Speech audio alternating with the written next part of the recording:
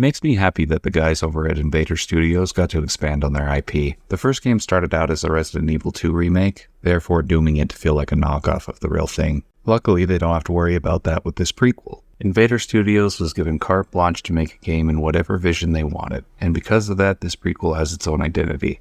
And that identity is Daymare. No, we're not doing that again. Here we go. Daymare 1994 Sandcastle. Roll the thing. Story. Whatever. There are still no hard facts regarding the cause of the terrible accident that took place this morning in the town of Rachel, Nevada. A school bus carrying 40 students from Clover High School overturned, turning what should have been an ordinary school trip into a tragedy. 1994 Sandcastle follows a Hades team addressing a catastrophic event in southern Nevada. The event caused the famous military installation in Area 51 to go completely dark, so these Hades operatives are responsible for investigating, until the President of the United States phones them up. This is a federal communication from the United States government. Caution, military permits to enter and cross the no-fly zone are canceled with immediate effect. Well, the Hades team already arrived at Area 51, so their commanding officer just decides to say fuck it and go ahead with the mission. The whole thing feels suspicious for sure, but Agent Ravik and the playable character Diana Reyes can handle it. Reyes finds a way into the facility, but after an unforeseen lockdown, she is forced to travel to the depths of this derelict installation while trying to reconnect with her team. Along the way, she'll encounter science fiction-based nightmares, government secrets, and self-revelation. So is the story good? You know, not really. I love that the writers leaned into the science fiction aesthetic, and the backdrop of Area 51 allowed them to flex their creative muscles. But by the end of the game, I just felt confused. What are you doing? Step bro!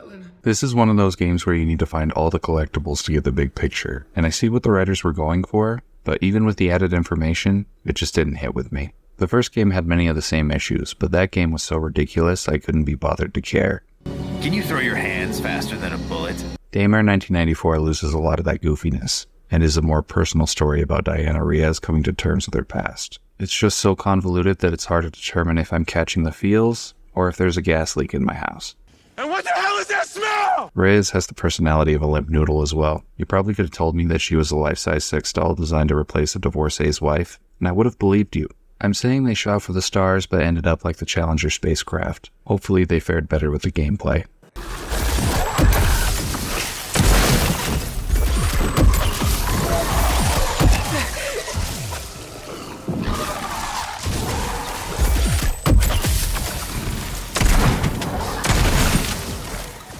Invader Studios polished everything for their second game. Shooting feels better, movement is more fluid, and the enemies have a better variety to them. Unfortunately, that led to many mechanics from the first Daymare to be removed. Examples include no more stems, static storage, and you no longer have to worry about dropping your mags. That's just too much, doggone! Yes, they removed a lot, but to be completely frank, I don't mind it.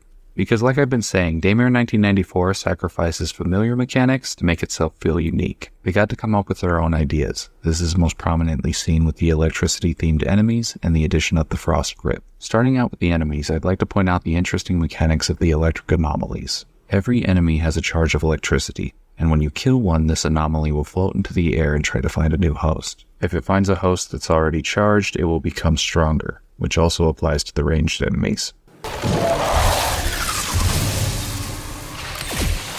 You primarily fight these two types of foes, but there is one bigger baddie you'll need to worry about. The Spurker is a giant floating abomination that can reanimate the dead, and kill you instantly if it gets its mandibles on you. I suggest you kill it as quickly as possible, and the fastest way to do that is by utilizing the other significant change I was mentioning. The Frost Grip is a very positive change to how you combat enemies. However, it does start out rather useless. All you can do when you first find it is freeze enemies with an aerosol-like spray, which takes ages. That being said, there are upgrade terminals you can find throughout that offer new abilities and buffs to the Frost Grip. By the end you feel like Sub-Zero picked up an Uzi. If that's not selling you, I don't know what will.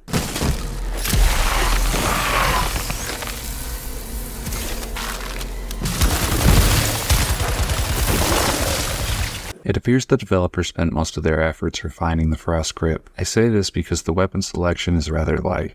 There are a whopping 2, count them, 2 weapons in this game. A shotgun and an SMG. Sure, you can find upgrades to improve them, but I couldn't help but feel a vacancy in my arsenal. But what's worse is the puzzles. I feel like there was a bit of an overcorrection here. Daymare 1998 had some of the most incoherent puzzles I've ever seen, to the point I don't see how you could have beat that game without a guide. Daymare 1994, on the other hand, has puzzles, but they're the bare minimum. If you pick up every document, examine and scan your items, and have half a brain cell, nothing in this game will stump you. It's a good thing that the hacking is an intense challenge. Otherwise, this side of the gameplay would have been a complete wash. When hacking, players will have a large selection of letters and numbers, and it's your responsibility to move them to their correct spots before the time runs out. Sounds easy enough, but it becomes a real challenge when you consider you can only move one plane of characters at a time, and they start adding instant fails as well. It might seem like there's more bad than good in Sandcastle, but that isn't the case. The shooting is a big reason for that. The camera has been brought closer, which allows for tighter aiming and quicker, more natural movement, and all of this amounts to a compelling gameplay loop. What's even better is the developers continue to improve when it comes to the presentation.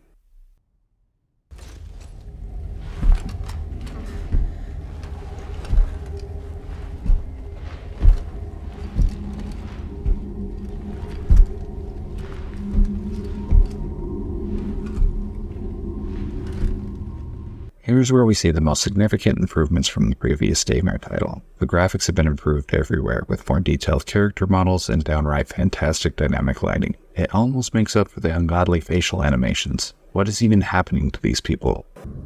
Are you pooping? That being said, the animations are great where it counts. The character movement has been improved, and there's some welcome dismemberment. I mean it when I say Invader Studios was not shy about having enemies blown apart. This is only amplified by the terrific sound design that give the gunshots a serious kick.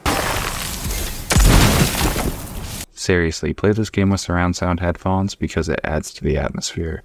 You'll hear distant screams or maybe a quick shuffle that will make you shit your pants. And the nice thing is, there are even fun sounds. Listen to what plays when I shoot this alien collectible. On that note, the extras are fantastic. Some concept art, and my favorite, the alien spaceship. Every alien collectible you find gives you a token to add to your ship. If you've ever been into coin collecting, this will make you horny. You're a fucking nerd, and no one likes you. They had a lot of fun making this. Any game with an Indiana Jones and shiny Easter egg will have me smiling. But I can't say everything has been improved in the presentation department. The music sets the tone well, but it doesn't stand out like the first game. And the dialogue just doesn't hit like it used to. Everyone said you were dead. Yeah, the voice acting is bad, but not in the fun way that 1998 was. Just bad. Enjoy the shitstorm coming your way. Need an umbrella? While I was playing this, I had a bet with myself on whether Reyes' voice actress was an AI program, but I lost. She's a real actress, and I'm sure she's talented in other things, but I was not a fan of her performance here. That's okay though, because no one's doing a great job with their voice acting. Luckily, Daymare 1994 remembers where it came from. I said most of the goofiness has been removed, and I stand by that statement, but that doesn't mean Invader Studios didn't throw us a bone or two. If we go ahead with your execution, we lose one of our baddest motherfuckers. Some people may ask themselves if this game is even worth playing. Will it give you anything that can't be found in the Resident Evil remakes? I would have told you no if you asked me that question about the first game. I love 1998 for its charm, but I can't say it holds a candle to the Resident Evil remakes. Here's the thing though, this prequel has done enough to separate itself from those games. The inspiration is still there for sure, but Invader Studios established an identity with Sandcastle. They should only continue to practice this independence if they make a third game. And I really hope they do. I purchased the first game in this series on an impulse, and despite all odds, I ended up loving it. Then what do these Italians do? They make a badass prequel, something that I can recommend to any horror fan. Needless to say, I'm excited for more thrills, chills, and more Daymare.